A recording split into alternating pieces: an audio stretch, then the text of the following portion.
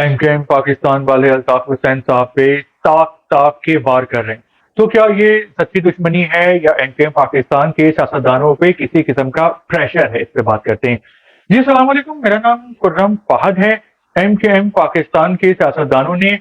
انتخابات کے حوالے سے تیاریوں کے سلسلے میں سیاسی سرگرمیوں کا آغاز کر دیا ہے، جلسے جلوس کر رہے ہیں،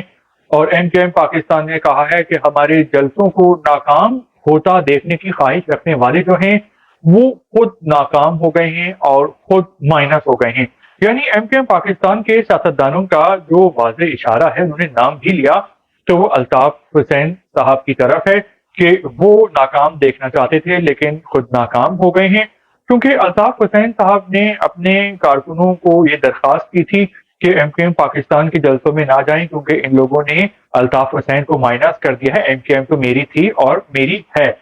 تو ایم کے ایم پاکستان کے سیاستدانوں نے یہ کہا ہے کہ ٹھاٹھیں مارتا جو ہے وہ سمندر تھا لوگوں کا، کارکنوں کا، اور ایم کے ایم پاکستان نے دعویٰ کیا ہے کہ 40,000 لوگ آئے ملیر جو سعود آباد میں ان کا جلسہ ہوا۔ تو وہ ایک ویسے چھوٹی سی روڈ ہے جہاں پہ اتنے لوگ کیسے آ سکتے ہیں؟ آپ کا کیا خیال ہے کہ کیا واقعی 40,000 لوگ موجود تھے یا کچھ کم لگ رہے تھے؟ ویسے 40,000 لوگ بہت زیادہ ہوتے ہیں۔ تو الطاف حسین نے اپنے کارکنوں سے یہ اپیل کی تھی، لیکن ایم کے ایم پاکستان نے کہا ہے کہ جلسہ کامیاب ہو گیا ہے اور ہزاروں لوگ آئے ہیں، تو یہ اصل میں ایم کے ایم پاکستان کی کامیابی ہے اور الطاف حسین کی ناکامی ہے۔ تو آپ بتائیں کہ آپ کو کیا لگ رہا ہے کہ یہ کس کی کامیابی ہے اور کس کی ناکامی ہے؟ لیکن جو بھی ہے کہ الطاف حسین صاحب کے سامنے ایم کے ایم پاکستان جو ہے وہ ٹھن گئی ہے، آستین چڑھا کے ان کے سامنے آ گئی ہے اور تاک تاک کے ان پہ وار کر رہی ہے۔ تو کیا یہ ایم کے ایم پاکستان والے کسی کو خوش کرنے کے لیے کر رہے ہیں تاکہ ان کو انتخابات میں زیادہ سیٹیں مل جائیں، یا پھر یہ الطاف حسین سے واقعی بہت ہی گہری اور زہریلی دشمنی ہو گئی ہے؟ تو اس بارے میں آپ اپنے کامنٹس کر سکتے ہیں۔ اس کے علاوہ جو پی ٹی آئی والے ہیں وہ اسد عمر پہ بہت زیادہ ناراض ہیں اور ان پہ غداری کے الزام لگا رہے ہیں،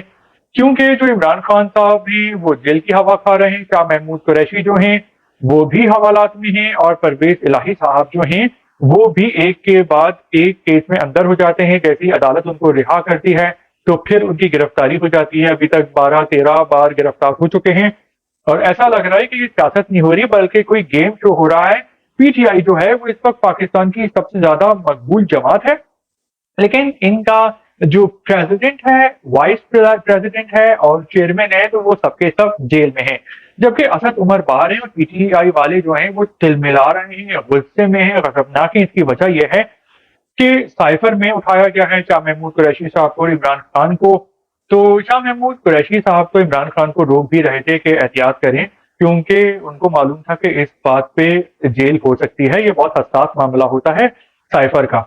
تو لیکن جو اسد عمر صاحب ہیں تو وہ جلسے جلوسوں میں، ذاتی تقریبات میں، ہر جگہ کھل کے سائفر پہ بات کر رہے تھے، سائفر کو لے کے گھوم رہے تھے اور بہت ساری جگہ پہ اس کی نمائش بھی کر رہے تھے، کھل کے دکھا رہے تھے۔ لیکن اسد عمر صاحب نے سب سے زیادہ سائفر کا ڈھنڈورا پیٹا تھا، لیکن وہ آرام سے باہر ہیں اور شاہ محمود قریشی اور عمران خان اندر ہیں۔ تو پی ٹی آئی والے ان پہ الزام لگا رہے ہیں کہ چونکہ اسد عمر جو ہیں وہ جنرل عمر صاحب کی اولاد ہیں، اور جنرل عمر کا تعلق یحییٰ خان کے زمانے کی فوج سے تھا اور وہ بہت ہی ایک طاقتور جنرل تھے،